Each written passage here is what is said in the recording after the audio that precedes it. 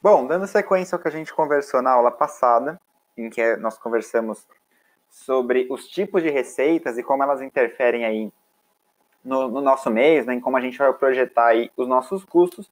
Agora é hora de falar do outro lado da moeda, né? Então, quais são os tipos de despesas que a gente pode ter aí na nossa carreira, na nossa vida pessoal e como isso impacta aí a nossa estruturação financeira, tá?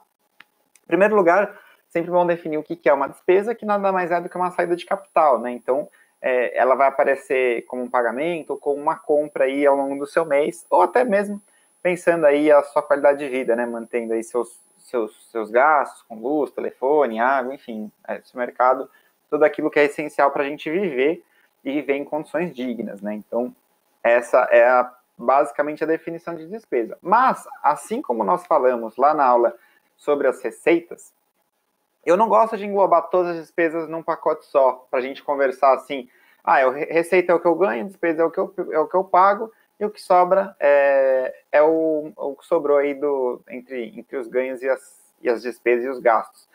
Essa é uma visão muito simplista e que muitas vezes pode levar você ao endividamento justamente pela falta de conhecimento de cada um dos tipos das suas despesas e também das receitas, né? Agora você já aprendeu quais são os modelos de receita e como que eles interferem aí em termos de estabilidade, em projeção, em risco e horizonte temporal que você tem que olhar. No caso das despesas, a gente vai fazer a mesma coisa, só que aqui a gente tem 5 grupos. Custos, despesas fixas, as despesas semifixas, as despesas variáveis e as despesas extraordinárias. Inclusive, escrevi despesas no plural e esqueci de ajustar os complementos, mas nas aulas não vai ter problema.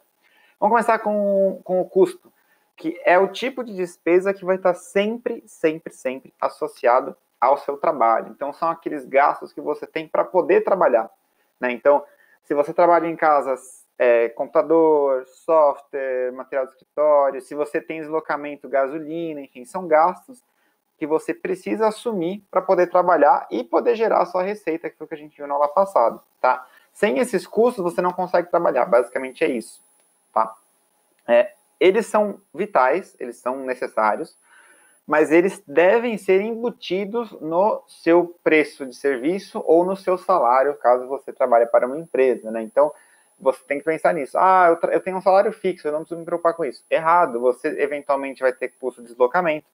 Se a empresa não oferece vale-refeição, você vai ter custo para alimentação. Então, todo que você receber do seu trabalho tem que compensar esses custos. E aí, vamos novamente trazer os gráficos para ajudar a gente a entender um pouco essa margem.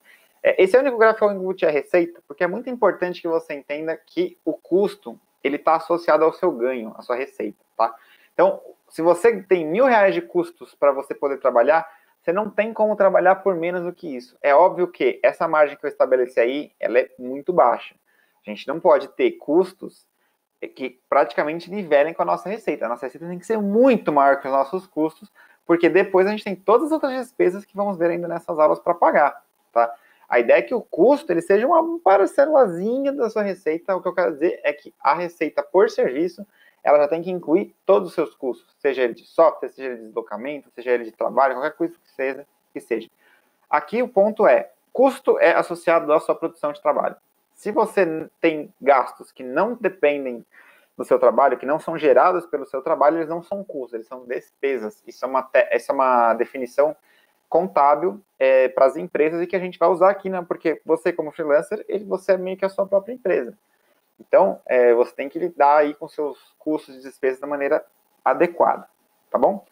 Olhando agora para as despesas, que são basicamente os gastos que são fora do seu trabalho, né? Ou seja, tudo que não depende do seu trabalho não gera de gasto, que é o custo, é despesa.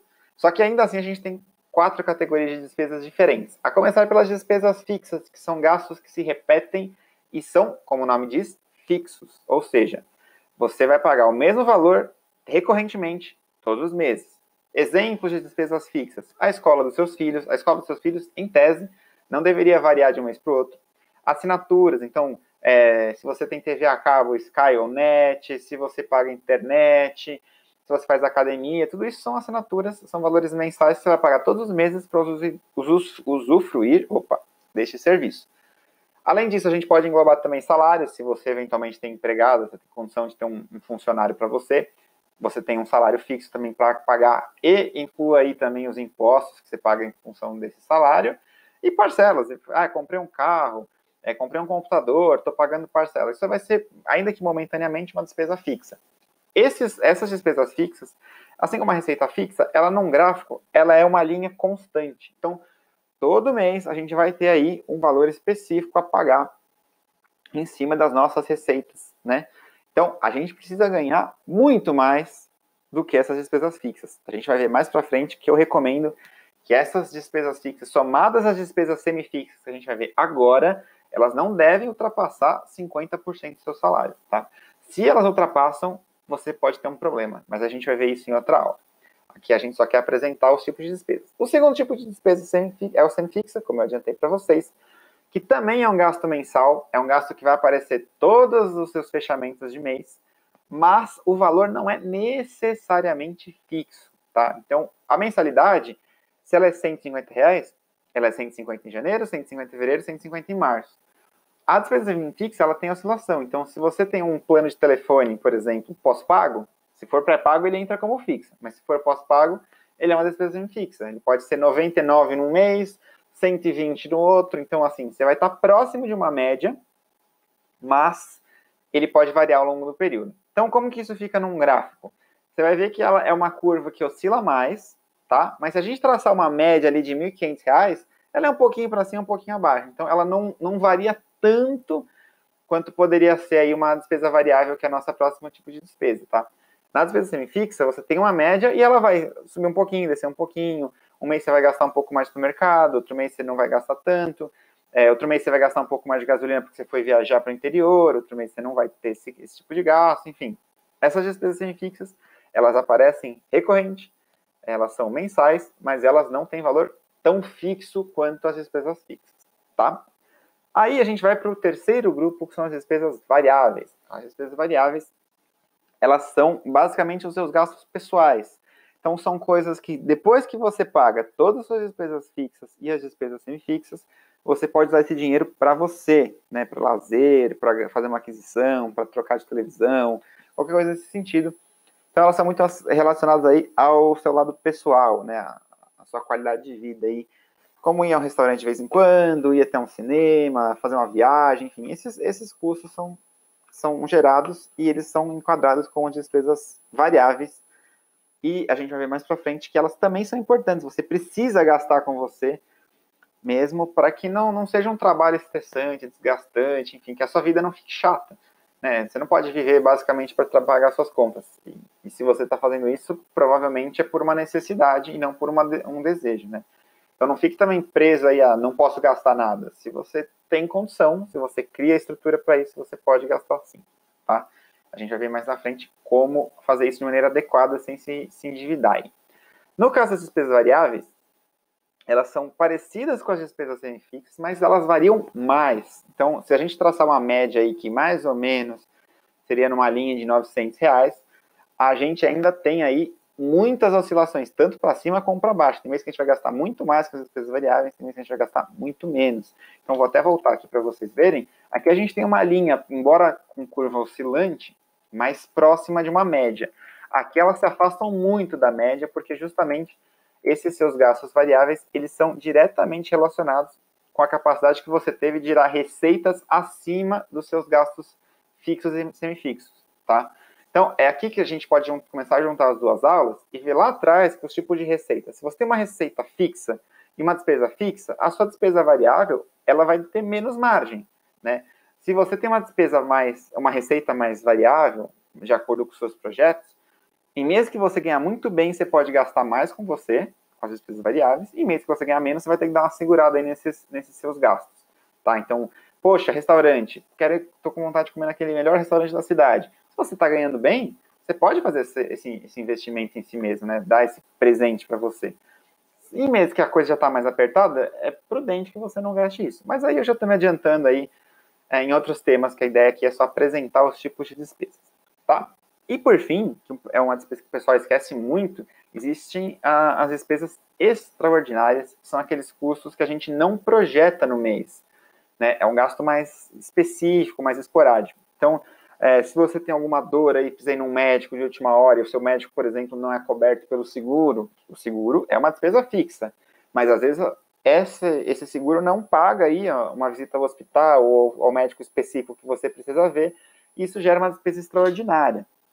Outro exemplo que é bem comum também, poxa, bati o carro e não tenho seguro. Você não está planejando gastar com um mecânico, mas você vai precisar ir lá arrumar o seu carro, fazer um conserto. Outro ponto importante sobre as despesas extraordinárias, elas não são planejadas, no sentido de você não esperar gastar elas, ter esse tipo de custo ao longo do seu mês. Não significa que você não precisa ter uma organização que permita uma estrutura financeira para lidar com isso, porque esses imprevistos, eles não são, como o nome diz, previstos, mas eles não são cegos ou invisíveis. A gente sabe que em algum momento vai precisar comprar alguma coisa nova que não estava no nosso orçamento, e aí você precisa se lidar com essa situação. Mas também vamos falar sobre isso mais para frente, quando a gente abordar a reserva de emergência, tá bom? Como a gente já pode imaginar, as despesas extraordinárias, elas só aparecem de vez em nunca, e nos outros meses elas não aparecem. Então a gente vê aí no gráfico, em maio a gente teve um gasto de mais de R$1.000, e em novembro a gente também teve um gasto aí de aproximadamente R$500, R$600, tá?